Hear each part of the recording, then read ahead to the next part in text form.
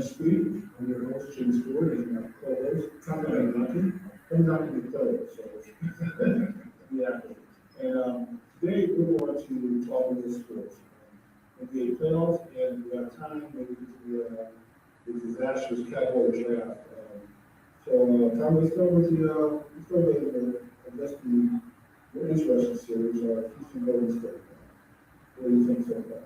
Well, I guess what it goes to show is, from my understanding, Houston's been built through acquisitions to beat Golden State.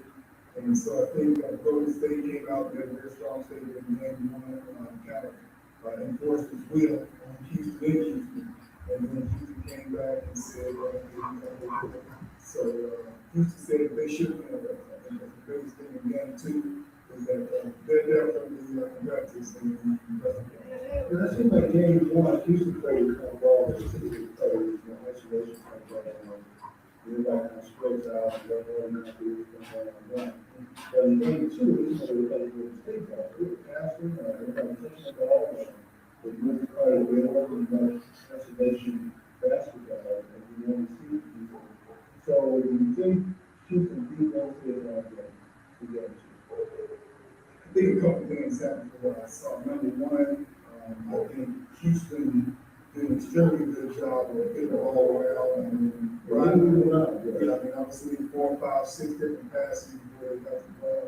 And, Golden State, I don't know, they just didn't seem to have vision that I was accustomed to seeing them have. And so I don't, maybe they beat them at their own way. I think Golden State came out a little bit flat, couldn't catch up, got behind early.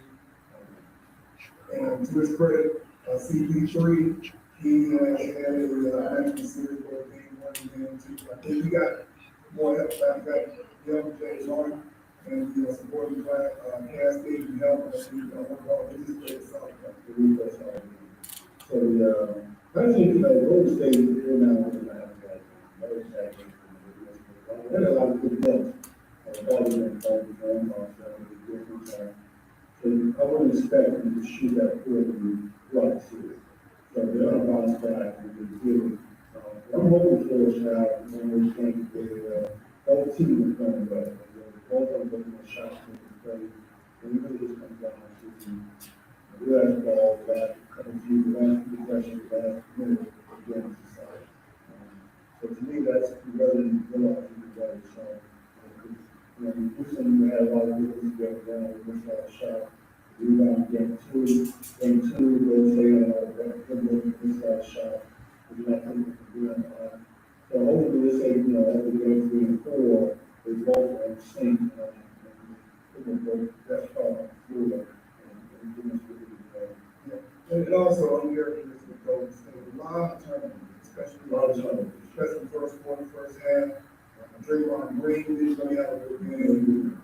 KD, I think KD played, but it's always not good. Stephon Curry, very mediocre game fast. And Draymond Green, you looked at what he was hitting in game one versus game two. It was all good. Everyone quite good in game one, and Green take a shot. And he is a fairly good that shot. You can't wait it, so that may not be the best move on that Houston part. We have everybody in the same time. But yes, Steph Curry, I guess, on the line to go to Green, I have the games that mentorship something like that. And so, and then we play off the game, we really need those. In fact, for me, the key is, Golden State is 30 points per game. The time for the head on there. I don't know the teams that are out there. It's changing. Schools and other things. That's it. We can. You can stay 2 points to watch it. Have a chance to beat. Or you won't have money on these things. Like we do years ago. You have a good chance of beating them. You can look at it. Keep them going. Keep it scoring the check. They do have KD in that. So, then a couple of players who off their game, then we can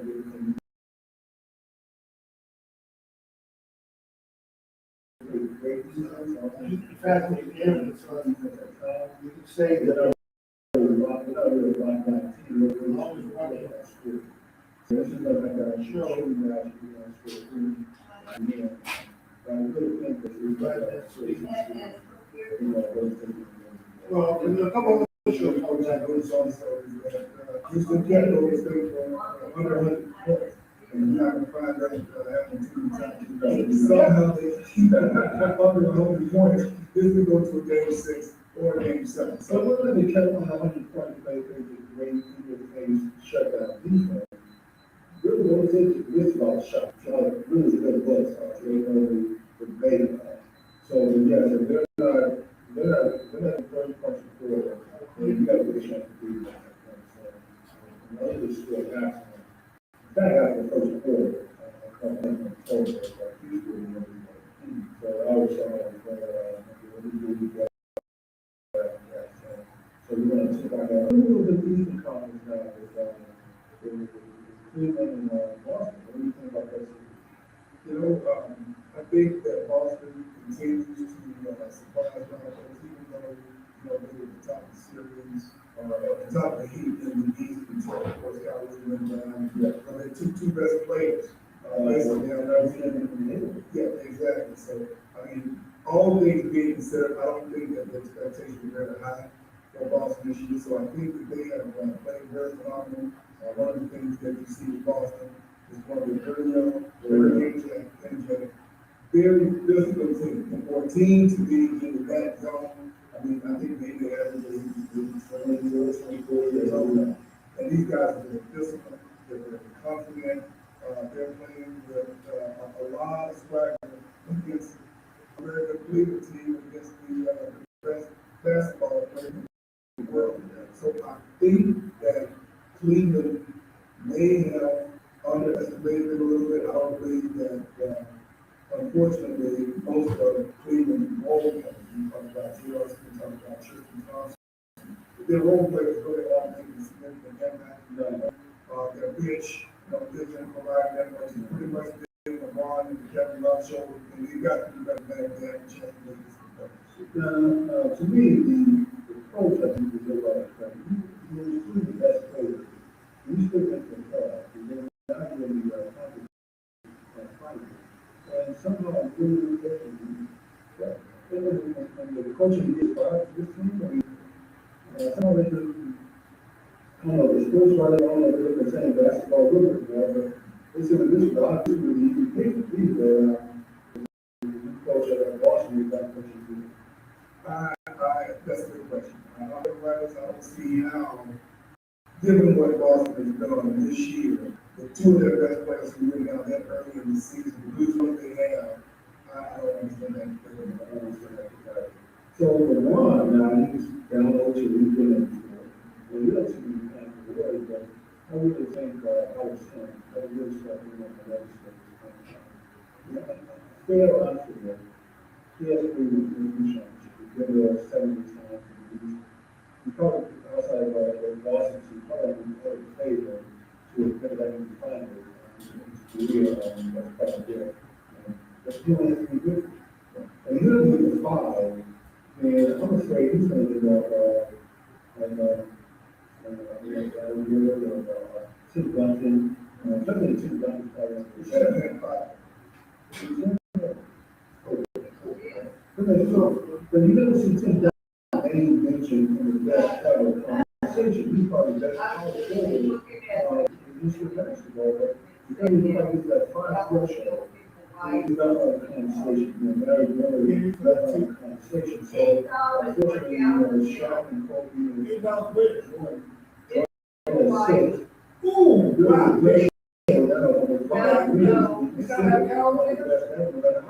It's changing now, like engaging in that basketball conversation. And he's one of the best who can play basketball. I mean,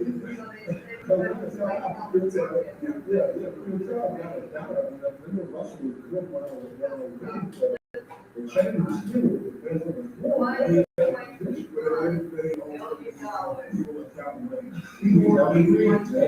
think that's what football, basketball, whatever sport it is. I mean, you're right about that. Paradise. Running fund, we should more ratings. This should be a Eighth grade.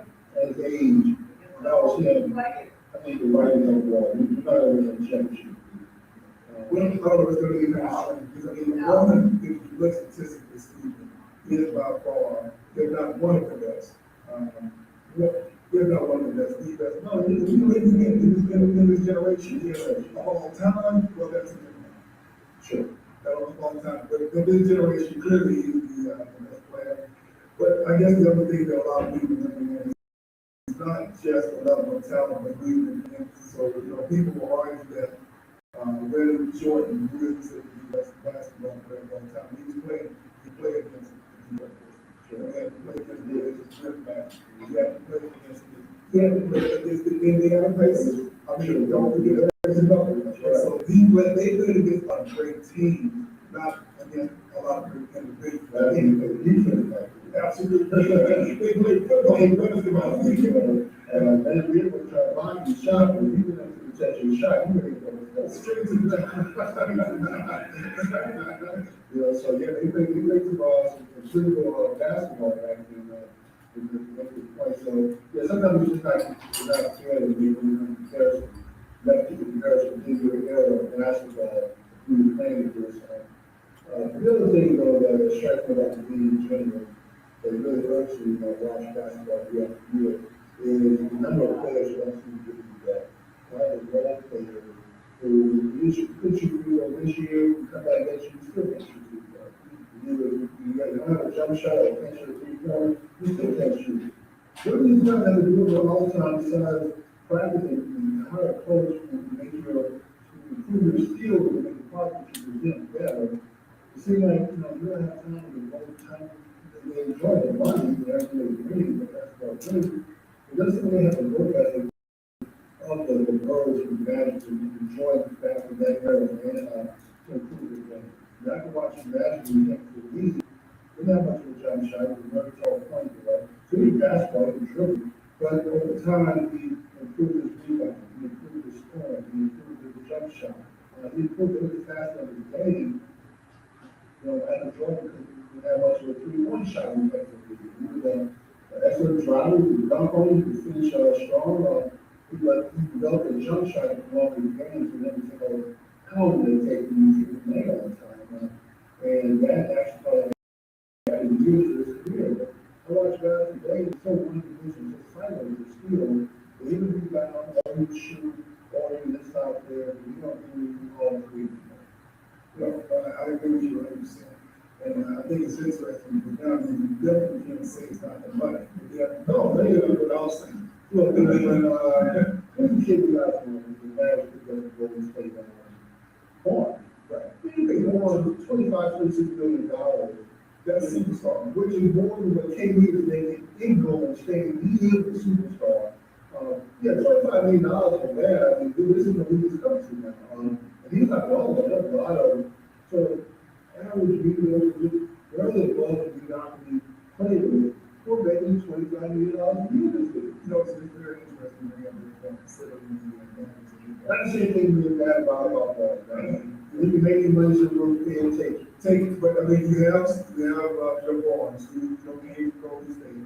He was a superstar, and arguably, if he would have hit more shots, so he would probably have enough win by now. Yeah. Because he was one of those. Well, I can't play all the time. He's bad now. He's bad. He's bad. Exactly. And they were counting on him, a lot of the managers just took the river, so they put a shot, and especially when the third game grew up, Thompson again found himself, and I believe he did all by himself, because he had a two-game step up at one time. You're right. Maybe Warren had better game, and we went to that. And I guess my question is, with the Dallas Mavericks in particular, okay, Jeff Barnes, if you pay him $25 million a year, he is someone who should be able to tell you, Guaranteed. you have, Like you, that's right. That all these suppliers in the back, and right into the fourth quarter, to the clock, he should be the run of the Dallas Mavericks. But on top of that, you got the Dirk Nowitzki, who even though, he's definitely on the edge of retirement, still arguably one of the best players in NBA history. Yeah, I mean, you look at his competition in this production. The Mavericks have a couple of young guys, young cats they got this year, which is devastating. Yeah, said, I remember watching him play blue. And I mean, he balled, he played. But I think he'll be one of those, 20 point, maybe 10 rebound players next year, which is really good numbers in the year. But I don't think he ever will rise to that kind of two. So I don't think this is KD, Curry, Harden, Bron, so echelon. But You think it's a size or a talent issue or something? I think he would be a good, solid basketball player. He would be a good 20-point guy, all down here, probably maybe 30 plus. But can't do it every night. LeBron, you watch him probably still 40, 90% of the time. He's going to, and I think that's part of, to me, that's part of the problem with him, is that he doesn't play selfish enough. I always say in the years that the probably previous players, it's the coach. I'm coaching the Warriors, I'm coaching the Warriors, I'm the Warriors got a package. There's times when you have to put the team in back here because when the game is over with, and you lose, you have to do it in a ring, you ought to achieve that goal. This is Warriors on that court and that's being asked the question. Not even supporting players, none of those guys are here. Maybe probably we would be here, but right now it's just Warriors. So if that being the case, you have to be the guy to do it. I know you want to know people with the ball, and everybody says basketball around, everybody around, but you know what? Those other guys only, you don't count them so many times. You have to get every now and then. Every now and then, all of that will be there. And just like that's the point, and that's where we go. But for any two games, all have a good game, well, they won't let you down, they won't let you down. And when that time, you run out and step up and crazy. You got to do something. And this game too, I mean, Houston plays solid basketball around. And they work for everybody's here. And they will drop you in basketball. Everything you do is about it in. And so they're going to give you the illusion that maybe this is where we should play when the isolation ball. Like guarantee Tom, if they continue to play style, they're going to lose. And the reason being, all this is because there's a full gas, they're counting on shot. I'm not going to make a game out. This is one of the games where all the pieces fall in place. Those games you try out, all the pieces fall in place. Just like game one. Those same guys on the same floor, taking a lot of the same shots, the shots are not going in. So, every now and then, you're going to have one of the games where everything goes right. And then you're going to have one of the games where everything goes wrong. And then you have the game where it's half and half, and you try to build the way to get what you're going to win. But Golden State will shoot that style because they have guys like Thompson, like Katie, like Curry, like Green, even Livingston came off the bench, and come to a rookie came out there. They got the they have guys who can score, they play for them. You count these guys game in, game out. Whereas Houston, I'm not sure, but we'll see. So in your opinion, what does it take for Houston to win the Western Conference Finals? I think they're going to pick up the defense. If your strategy is to outscore Golden State and just have a free flow, shootout, then you're going to lose that series. I think Houston, and D'Antoni's not going for defense, he's going to run the style team offense, but Houston's going to step up in the defense. They're going to make some stop, they're not counting on Golden State to continue to disfire the jump shot, because we know they can do it. And especially when they get to a groove, when they get into a habit of really basketball really playing really well. So unlike Houston, where things are tight, so when you're up and things are going well, it's easy to run those plays. There's no pressure, but when pressure is on, when the game is tight, that's going on. The same player, then you step over that point. And that's been, to me, that's something different because Golden State has played that will step up at that time. They used to be in that situation, but still they play when the game is tight. And how do they give the KD and stand back and let them get it for you? They have guys that, when KD get the ball up, they have other guys that still make the play. Houston, they have Harden. The Harden gets the ball up and the game is tight. When they don't know guys to make the play, when they don't make it, the first thing that the podium is explaining why he think of that shot, or why he do isolation ball, why he why did you get the ball in that situation? It's almost like, years ago, Larry Johnson gave the ball up when everybody was expecting him to take the last shot. So it was one of those situations, and, so I think that Houston probably should turn back this style of play, but not get the best record in the NBA, in the Heisman, scoring out to the NBA. I think trying to play this style with Golden State is super cool, and long-term rebound. Right, right. I agree with you. I think that, Houston does have to make sure they're playing consistent, defense. I mean, honestly, if they can somehow keep Golden State within 100, to maybe 105 points, yeah, I think they have a very good shot at, taking this game to 6 or 7, possibly winning. But the reality of it is also, CP3 and Jim Gordon both have to have very good games in practically every game. And then the other thing, I did see that, CP3 kind of beat nothing. So it's only bad is okay, or anything is okay, because you're right. Again, not even much of a fact. 82 was huge, huge game. And the reason I understand the game three, the first thing was pretty well, Houston, they beat all of the computer, Houston. So, with the time we have left, let's see if we can, transition, talk about bounce back, the new draft.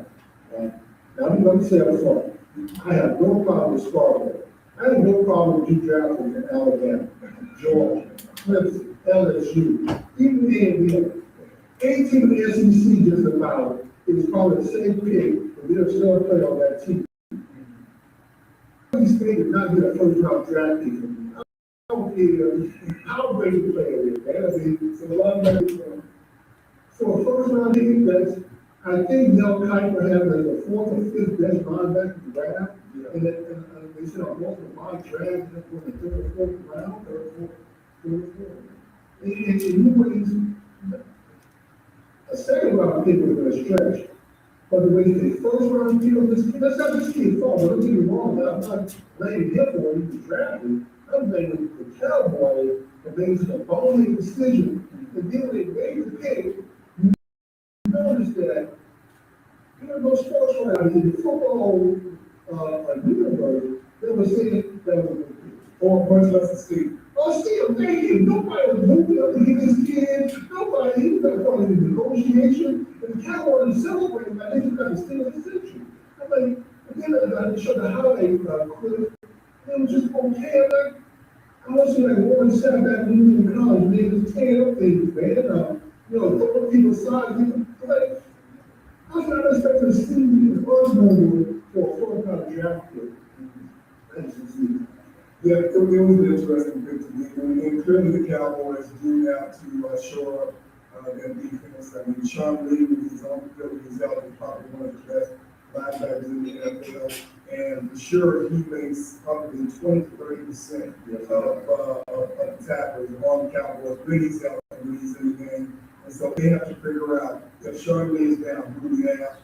But in terms of the overall pick, in terms of not just who the best player in the draft at that point in time, they looked over a lot of them. Yes, they did. Back in the need of a wide receiver, you got your star wide receiver. I understand that there's somebody in the time. It's still your star wide receiver. Right. And really was on the forward when you were coming up for your first round pick. And you passed us. Yes. Like I said, really, I'm gonna tell you, being an Alabama fan, you cannot go wrong drafting Alabama. Now, come on, that's just a little big football tactic down there, man. I don't know how many players they put in the league every year, 15 plus.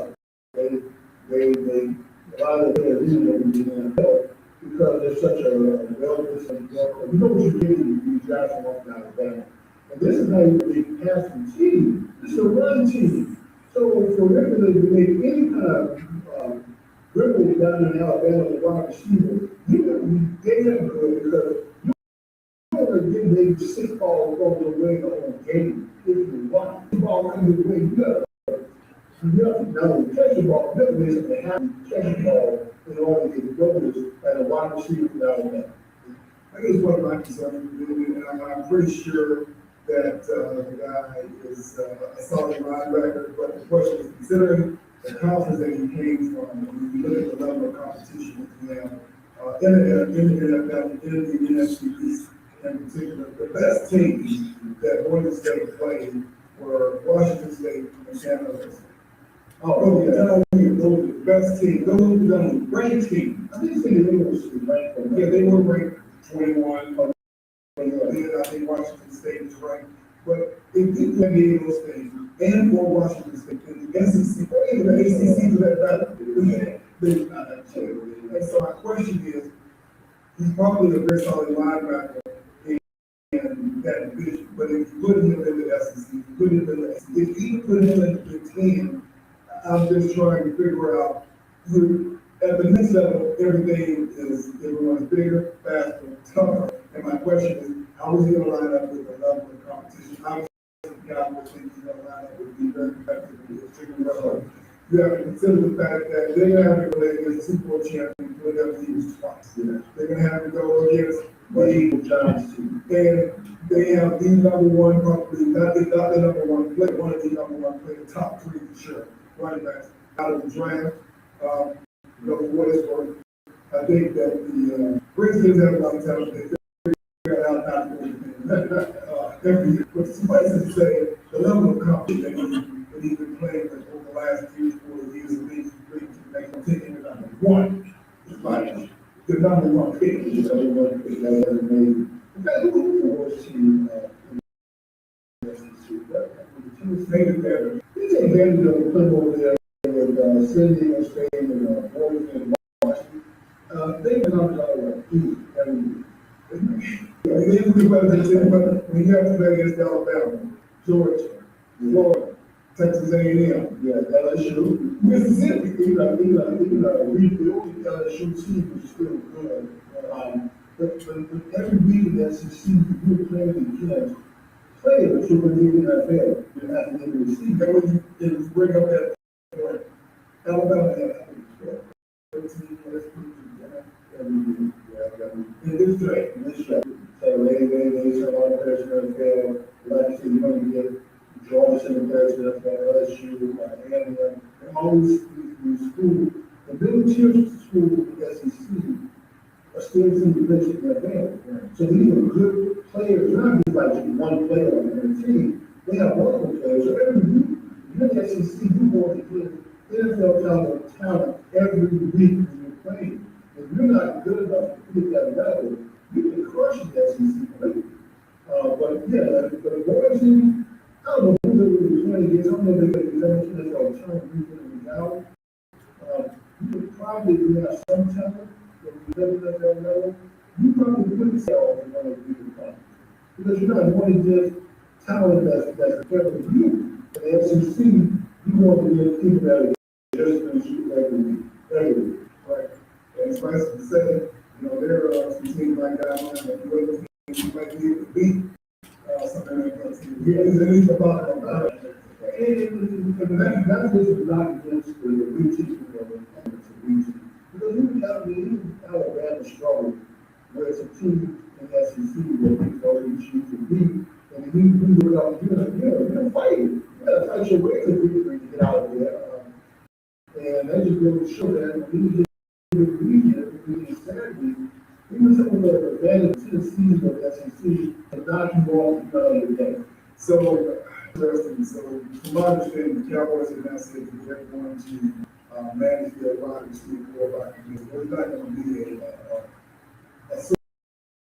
You're not going to have, one key guy. You're going to have stretch the field with their man. How does that look in terms of that's a form of disaster? You don't have a player like Julio Jones who's going to take a grip. That's probably the best duo in the NFL. If you don't have a receiver that can stretch the defense, that can cause concern for the defensive coordinator, they're going to put 8 lines off the run. Because they made more on what wide receiver does that still? Nobody will. At this point, everybody's going to steal defense. And they can say, hey, if you just hold 3 seconds, 5 seconds, have 1-on-1 and come in for 5 seconds, A9, the block, professional quarterback decided to throw, one this, the running back decided to run, they play very comfortable travel. I think that's a team player. The university, against the Cowboys, you don't see very much, present, event details against them. They don't have a receiver to scare anybody into doing those kind of things, so they're banned from down the court. And I think what the problem is now, is not only is your best receiver, now, your two best receivers.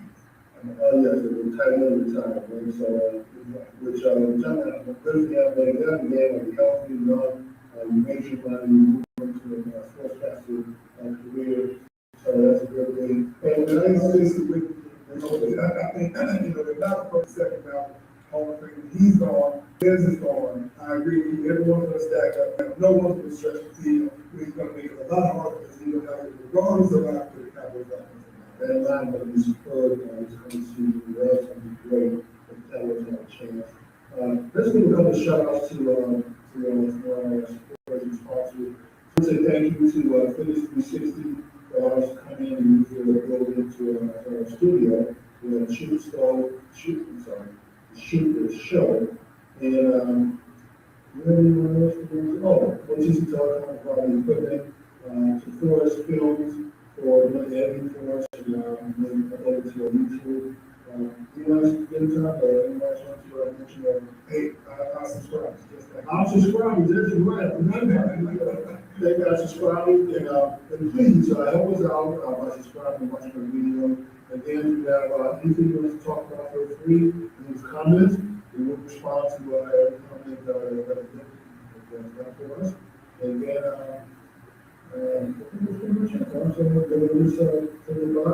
so, Tommy and myself, we appreciate you watching the video. Thank you so much.